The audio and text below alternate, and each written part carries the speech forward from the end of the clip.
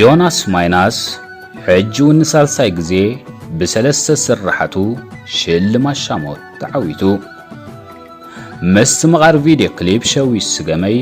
ናይ 6 ደቂቕ ብልስት ፊልም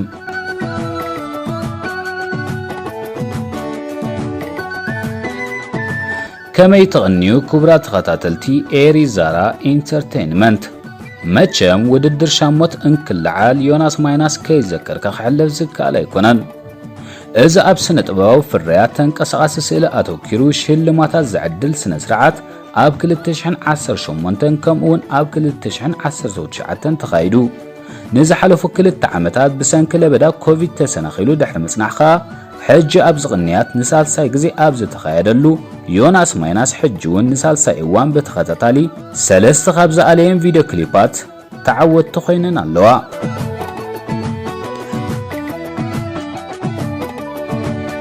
ዮናስ ምሕረተኣብ ማይናስ ካብ ኣቦኡ ምሕረተኣብ ወልደ ጊዮርጊስ ሚጅልስ ኣዲኡ ወይዘሮ ምልእተ ተክለ ሃይማኖት ኣብ 1984 እዩ ኣብ ሳሕል ተወሊዱ። ምስ ኣዲኡን መንኣስ ሓውን ድማ ዓብዩ። ካብ ግዜ ንእስነቱ ኮሜዳዊ ባህርያት ዝነበሮን ኮሜዳዊ ተዋስኦታት ድማ ምዕዛብ ዘዘውትር ዝነበረን ምሕረተኣብ ማይናስ ኣብ 2008 እዩ ብመገዲ ሃማመተ ኣብ ኮሜዳዊ ተዋስኦ ናይ ምስታፍ ፈላም ዕድል ዝረኸበ። ኣብዚ ዓውዲ ቁልጡፍ ዝኾነ ዕብየት ብምርኣይ ድማ በተን ሮሚንዞን ሕጉሻን ዝብላ ተዘከርቲ ኮሜዲታቱ ልዑል ህዝባዊ ተቐባልነት ክረክብ በቕዐ። ብድሕሪዚ ከምታ ኣብ ታሪክ ኮሜዳዊ ሃገርና ኣብ ዩቲዩብ ዝለዓለ ተራእይነት ዝረኸበት ካሰላዮ ኣብ ፌስቲቫል ኤርትራ 2014 ዝበለጸት ኮይና ዝተሸለመት ዓለመይን ዝኣመሰላ ዝተፈላለያ ናይ መድረኽ ድራማታት ብምስዓብ ኣብ ደረጃ ናይቶም ተዘከርቲ ኮሜድያናት ሃገርና ክበጽሕ ኸኣለ።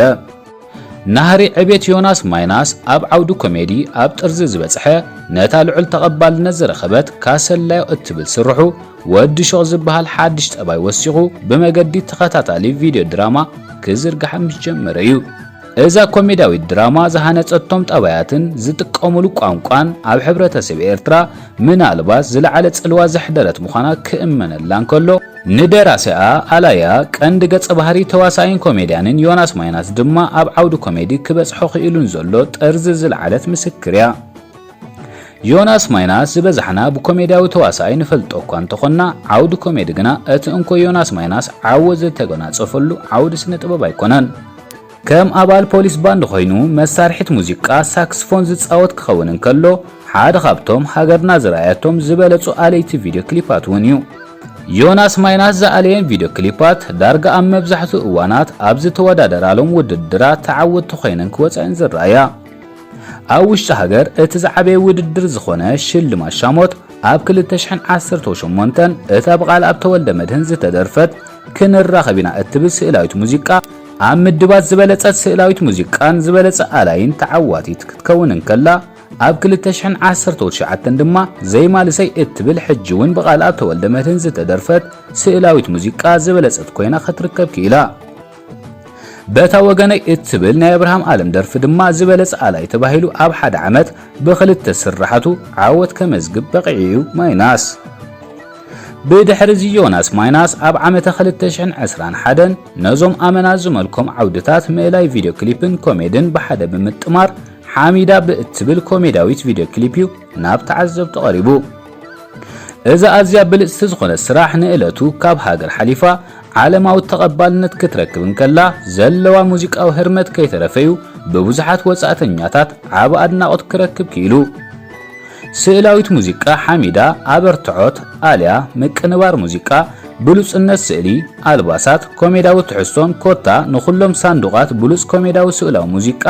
እተማልእ ብምዃና ድማ ኣብ ህጉራዊ ውድድራት ተሳቲፋውን ብሉጽ ውጽኢት ከተምጽእ ምዃና ዘጠራጠር ኣይነበረን። ከም ግምት ብዙሓት ድማ ኣብ ውድድር ኣፍሪማ ኦል ኣፍሪካ ኣዋርድ 2021 ዝለዓለ ሽልማት ስነ ጥበብ ኣብ ኣፍሪቃ ዝኾነ ስነ ስርዓት ሽልማት ተሳቲፋ ኣብ ምድብ ባህላዊ ስእላዊ ሙዚቃ ንመወዳድርታ ረቲዓ ቀዳሚት ብምውፃእ ንኸብሒ ሽልማት ዮናስ ማይናስ ዝያዳ ከተማዓርግ ክኢለያ። ሕጂ ኸኣ ኣብ ዝብዕለት 19 መጋቢት 2022 ድሕሪ 3 ዓመቱ ዝተኻየደ ስነ ስርዓት ምዕዳል ሽልማት ሻሞት ስራሓት ማይናስ ዝኾና 3 ቪድዮ ክሊፓት ዕውታት ናይ ዝዓመተ ሽልማት ሻመት ክኾና በቕዐን ኣለዋ እተን ዕውታት እዛ ዕውቲ ሽልማት ኣፍሪማ 2021 ዝኾነት ሓሚዳ ብዳይሬክቲንግ ክትዕወት እንከላ ማይናስ ዝኣልየን ደርፍታት ሸዊት ስገም ናይ አብርሃም ዓለምን ትፍቕርና ናይ ቀላብ ተወልደ መድህንን ሳባ ዓንደ ማርያምን ድማ ዝበለጸት ሃገራዊት ደርፍን ዝበለጸት ደርፍ ናይ 3 ዓመታትን ብምዃን በብተራ ዕውታት ሻሞት ክኾና በቕዐን እየን ክቡራት ኤሪዛራውያን ስራሓት ስነ ጥበበኛ ዮናስ ማይናስ ሓደ ብሓደ ተንቲንካ ዝውዳእ እኳ እንተዘይኮነ ኣብዛ ናይ ዝዓመት ሽልማት ሻሞት ኣብ ምድብ ሃገራዊ ደርፍታት ዝበለጸት ኮይና ተረኺባ ዘላ ንኣላያ ዮናስ ማይናስ ድማ ኣብ ታሪኽ ስእላዊ ሙዚቃ ሃገርና ዘይርሳዕ ታሪኽ ንኸመዝግብ ኣብቂዓቶ ዘላ ስእላዊት ሙዚቃ ወይ ቪድዮ ክሊፕ ሸዊት ስገም ዘለና ትዕዝብቲ ከነካፍለኩም ኢና ሰናይ ምክትታልን ምስትምቓርን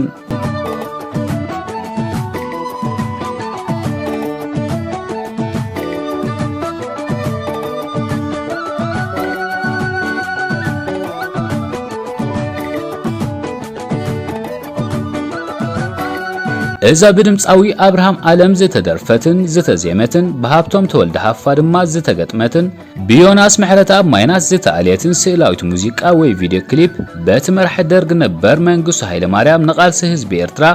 ሓንሳብን ንሓዋሩን ንምድምሳስ ዘንቀደ ሻድሻይ ወራር ዝኣወጀሉ መደርያ እትጅምር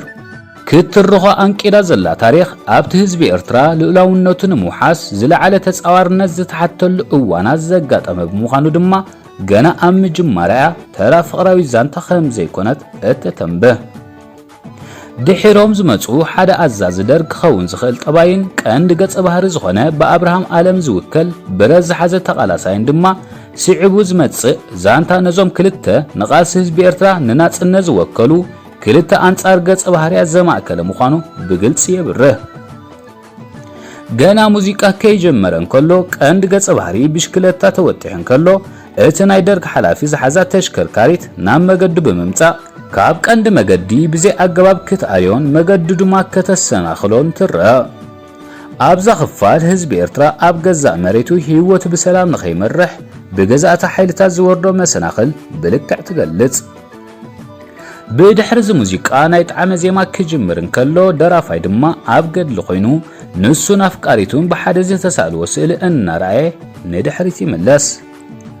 ቀንዲ ገጸ ባህሪ ኣብ መገዱ ብዝገጠሞ መሰናኽል እናስተንተነ ብሽክለቱ ተወጢሑ ናብ መንበሪኡ ክመለስ እንከሎ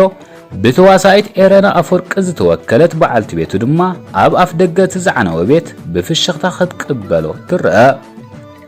ኣብቲ ዝቕጽል ክፋላት እዞም ንናይ ግዜ መግዛእቲ ስድራ ቤታት ዝወከሉ ሰብ ሓዳር ሽሕ እኳ ናብርኦም ኣዝዩ ከርፋሕ እንተነበረ ኣብ መንጎኦም ዝነበሮም ፍቕሪ ግና ኣዝዩ ልዑል ምንባሩ ይርአ እቲ ከም ቤቶም ክኸውን ዝተመርጸ ካብ ስራሕ ወጻኢ ዝኾነት ባቡር ድማ ነቲ ኣብ እዋናት ደርግ ብፍላይ ደው ኢሉ ዝነበረ ደረጃ ምዕባለ ባቡር ምድርን ናይቶም ገጸ ባህርያት ትሑት መነባብሮን ኣዝዩ ገላፂ ዝኾነ መከናዊ ምርጫ ይመስል ብድሕሪ እዚ ቀንዲ ገጸ ባህሪ ከም መግለፂ ፍቕሩ ነፍቃሪቱ ከጸባብቓን ክሳብ ክንደይ ገሪማ ከም ዘላን ኸርእያ ኢሉ ድማ እታ ዝርከቦም ፍርቃ ዝተሰብረት መስትያት እንክህባ ካብ ኢዳ ሞሊቓ ናብ መሬት ክትወድቕን ክትሰባበርን ትርአ በዚ ምኽንያት ከ ኣፍቃሪት ትትክዝ እሞ ኣፍቃሪ ድማ ብጉያ ናብ ተቐዲማ ኣብ መገዱ ከተሰናኽሎ እትርአ ዋንነታ ናይቲ ተጻይ ገጸ ባህሪ ዝኾነ ወተሃደራዊ ኣዛዚ ዝኾነት ተሽከርካሪ ብምኻድ መስትያት ስፔክዮ ሒዙ ናብ ኣፍቃሪቱ ይምለስ እዛ ስፔክዮ ኣብ ፈለማን ዘስተውዓለ ሰብ እታ መኪና ሓንቲ ስፔክዮ ጥራያ ነይራታ እታ ኣፍቃሪ ንስለ ፍቕሪ ክብል ድማዩ ናይቲ ነዛረጊ እኳ መገዱ ክጓዓዝ የኽኣሎ ተሒዝዎ ድማ ከም ዘይምሕሮ ዝፈልጥ ጸላዩ እንኮ ዝነበረቶ ናይታ መኪና ስፔክዮ ሰሪቑ ነታ ዘፍቀራ በዓልቲ ቤቱ ከም ህያብ ዝሃባ በታ መስትያት ጌራ ዝኣክል ምስ ተጸባበቐት ድማ ናብ ቤት ስእሊ ብምኻድ ነታ እቲ ቀንዲ ገጸ ባህሪ ድሒሩ ኣብ ዝደርፈሉ ኣብ ኢዱ ሒዝዋ ዝርአ ስእሊ ሽዑ ዝተሳእልዋ ምዃኖም ምዕዛብ ይከኣል ኣብዚ እቲ ተንቀሳቓሲ ስእሊ ምስቲ ኣብ ኢዱ ዘላ ስእሊ ናይ ምውሃድ ስራሕ ክሳብ ክንደይ ኣብ ኣርትዖት ከም ዝተደኽመሉ ምግማት ይከኣል ክሳብ እዚ ደረጃ እዞም ፍቕራ ዝነበሮም ግርህነትን ዝነበሮም ደኽነት ብዘየገድስ ፍቕሪ ዘማእከለ ሕጉስ ህይወት ከም ዝነበሮም ምዕዛብ ይከኣል بدحرزي فقرات كم عملهم أفسوه فقراو كنتاتن كلو منبر جزوم بسدف نايبرت بخبيت كوخوكا يرأ كلتا وتهدرات درق دما نغندقات أبهري كاب جزو بحيل أوتيوم نابتاب أفدقاز نبرة وانا تامكين حالاف نايدرق يركبو اتسأواغام حريكا نتا مسيات سبيكيو بممنتال بسدف بروتو تتغيمو نغندقات أبهري عاب تحت عينو يوقعن كأند قص بحرخا نابت بزناب تشيكيو زرّة بايتاي ستاح بدحر زين زوردو كتس أور زي كالي كأند قص بحري أفكاريتو دك إسان كلا بليت فخاب غزو يواتس أبزا خفال زرّة نبعالت بيتو قديفو كواتس كساب كندك كبير مخانو زرئيو سمعتات كا نتمن إسيات إيرترا ناب سورا نخصنبرو كساب كندي زفقروا قديفهم زمرت وكبير وسانا منبارو بلكع زملكتن زدن نغنيو صانيحم سنغخا افقاريا ابغونا زي صنحه بعلت بيتو اتريو سمبادن ጥንስት ሙኻና ዘርኢ ክፋላት ውን ገለ ካብቶም ኣዝዮም ገለስ ክፋላት ናይዛ ስራሕዮም ብድሕርዚ በዓልቲ ቤት ቀንዲ ገጽ ባህሪ በይና ናብራ ከተማ ክትምክት ብዘይ መኽኣላ ቤት ዓጽያ ናብ ገጠር ክትምለስን ንውላዳ ድማ ከም ኣቦን ኣደን ኮይና ንምዕባይ እትገብሮ መኸተ ዘርኢ እዩ ኣብዘን ክፋላት ናይዛ ስራሕ ብሕልፊ እዚ ሓያል ኣደ ንሳ ብቕድሚት ምስ ሓደ ብዕራይ ኣርዑት ተሰኪማ እቲ ንኡስ ውላዳ ድማ بدحريت عرف حزوم كحرسو زرق خفال عديتات إرترا بدحر مقدال نايسو بوتن بينن كما بونا الدن كوينن حالافن السدرا بيت نمسكام زحلفو مرير قالسي بلكع التوكليا بزي كازي اتحالافنت نايتا سدرا نابتا دت رايزي كونه نابت لبزي قصره لعل عقمو ارعو تسكيمو زرق هصانون كمز سغره زرق ابنتيو أبزازا من كفالات نايزا فيديو كليب كاند قص بحري مسكاله تقالاساي بصايو اب غعزو ابز نبرلو بهاندبت بعلتي بيتو وانينا انا كايدت يعزبامو بعلتي بيتو نخيتلليو بنصلو غصو شفينو سلامتا هيبوا كحلفن كلو ات بصاي دما ناب اب مخاد نويت كساقما يرا ابزهموت امونغو فقرن كيناتن سدرا بيتن هاجرن ايناي كم زقدمن نسلنا صنت هاجر إرترا كساب كندي مسواتي يخفل كم زنبرن بروي ترف تساميا بجمجام عدمت هسان أنت جمجمنايو إذن خل إرترا وتجادلاي وكيلو زلوك عند قص بحري نزان خباب الشدش عمز تفليا زفكران زنافقان بعلت بيتو شاكينو قص شفينو كخيدن كلو كساب كندي أب علاموت أنيو خمز نبرن نابران حدارن حانساب ندحريت مسجرفو كساب أب علاموت بتصح قوليح قبلو فقادنيا كم زي نبرن زر أقاتامي نيرو انت خونه نفسو قد نجيرو نتبا أكار يوزي فلت ولدو سجيرو كقيد نفسو يقبرلون تنبركي خوخا مس ولادو مخانو زي فلتو هسان يعللن ود من مخانو يحطون ودو خا ايدونا بديوم سملكتلو ود مخانو بزفلته نافقوتو خقوص اصر زي كالك اند قص بحري نولادو كسعمون كدفان غنيرا اب كمزه موتن كلخا بهاندبت حاده تحابيو زصنحو وتهدر درق بدحريو يتكسلمو اتبتا اب تحت عين ولاديو زنبرت بسلا كمسط زره حصان دما غصو بدم يغچب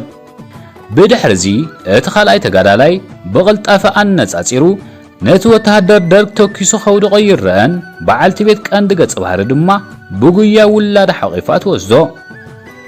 ابزا خفال حاده زي تملس حطولو نسخا اتقند غص بحر تسويدو ويس توغيو زبليو منالباش اتزنطره دم اب غصت هصان بمعلابو كوينو تريفو ابروسو تحريمي كخون زخل ابروسو زتحرمخا كدحنلو زخل عدل قورب صبب بمبالو تسويو كخونلو زخل عدل يزايد انت خنغنا اتناي مفللاي زدرف زلو بقند غص بحر توكيل زلو دمص اودا ابي كوينو زدرفو زلو زبل حطوخا نمسواتو املكت حطو زاتيو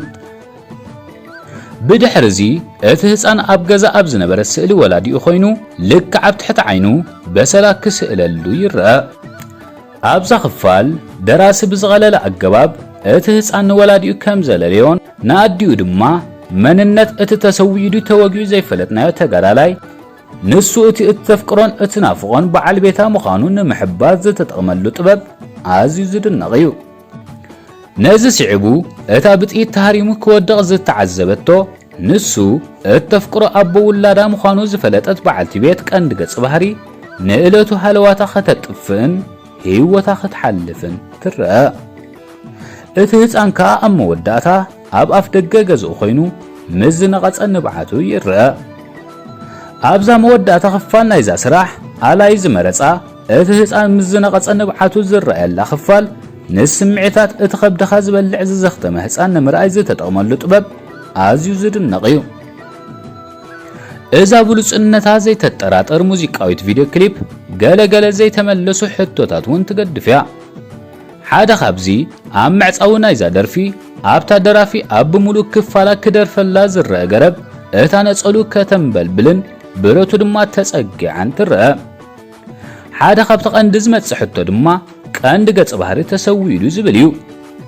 ምኽንያቱ ተሰዊዩ እንተኮይኑ ከም ልምዲ ተጋደልቲ ነፀሉ እውን ከም መግነዚ ምሱ ክትቅበር እዩ ዝግባእ ነይሩ። እታ ገረብ እውን እታ ክደርፈላ ዝጸንሐ ገረብ ምስ ምዃና ኣላይ እውን በዛ ስእሊ እዚኣ ከሕልፎ ዝደለየ መልእኽቲ እንታይ ይኸውን? ሓደ ካብቶም ዘይተመለሱ ኣንጠልጠልቲ ክፋላት እዛ ስራሕ እዩ። ካልእ ሲዕቡ ዝመጽእ ሕቶ ኸኣ ምትእስሳር ዛንታታት ግጥምን ተንቀሳቐሲ ስእልን ዝምልከት እዩ። መቸም ኣብ ግጥሚ ጣዕመ ዜማ ሸዊት ስገም ከም እንሪኦ ንቐንዲ ገጸ ባህሪ ውላዱ ኣብ ግጥሚ ክጥቀስ ኣይረአን እዩ። ምናልባት ኣብዚ ክመጽእ ዝኽእል ሕቶ ቀንዲ ገጸ ባህሪ ውላድ ከም ዘለዎ ኣይፈልጥን እዩ ነይሩ ድሕሪኡ ዝፈልጥ ዝብል ክኸውን ይኽእል እዩ። ግና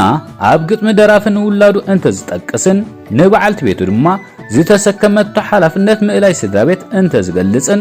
ንብሉጽነት እዛ ስራሕ ዝያዳ ክህብትሞም ክኣለ ዝብል ገምጋም ኣለና። ብሓፈሻ ክረአ እንከሎ ብሉጽነት እዛ ስራሕ ኣብ መረፃ ገለጽቲ ስእልታት፣ ምከና፣ ኣልባሳት፣ ኣላይነት፣ ዋሕዚ ዛንታ ወዘተን ኣዝዩ ይበል ዘብል እዩ። ምናልባት እውን ሓንቲ ካብተን ዝበለፃ ቪድዮ ክሊፓት ሃገርና ክትከውን ትኽእል እያ። በአንጻሩ ግጥሚ ናይዛ ጣዕመ ዜማ ምስ ብሉጽነት ናይዛ ቪድዮ ክሊፕ ፈጺሙ ዘይሳነዩ ሽሕ እኳ ሕማቅ ግጥሚ ክበሃል እንተዘይከኣለ ምስ ደረጃ ተሰኪማቶ ዘላ ቪድዮ ክሊፕ ዘይዳረግ ልሙድ ኣገላልጻታት ዝሓዘለ ተራ ዝኾነ ግጥሚ ተባሂሉ ግና ክግለጽ ዝከኣል እዩ። እዛ ቪድዮ ክሊፕ ምስ ዝወጸላ ጻዕሪ ኣብ ግጥሚ እውን ምስኡ ዝነጻጸር ጻዕሪ ፈሲሱ እንተ ዝኸውን ምናልባት ዝያዳ ዘለዓለማዊ ዝኾነ ስራሕ ክፈርም ክኣለ ንብል። ኣብዛ ክሊፕ ጎሊሑ ዝረአ ብርቂ ኣወሳስኣ ናይ ኮኸብ ተዋሳኢት ኤረና ኣፈወርቂ መሪሕ ጠባይ ሒዙ ዘሎ ኣብርሃም ዓለምን እቲ ህፃንን በኣላይነት ዮናስ ማይናስ ኣዝዩ ዝድነቕ እዩ። እቲ ምኡዝ ድምፂ ኣብርሃም ዓለም ምስ ዜማ ተዋሂዱ ኸኣ እዛ ደርፊ ደጋጊምካ ሰሚዕኻያ ዘይትምኖ ካብ ዝገበርዋ ረቑሒታት እዮም። ኣብ መወዳእታ ነቲ ወትሩ ኣብ ኣልያ ናይ ደርፊ ክሊፕን ኮሜድን ብሓድሽ ጥበብ ዝመፀናን ካብ ምዕታር ሽልማታት ዘይዕረፈ ዮናስ ምሕረት ኣብ ማይናስ በዚ ከይተደረተ ብሕጂ እውን ብሓደስቲ ስራሓት ክመፀናን ጥዕናን ናይ ኣእምሮ ሰላምን ዘለዎ ነዊሕ ዕድመ ንምንየሉ።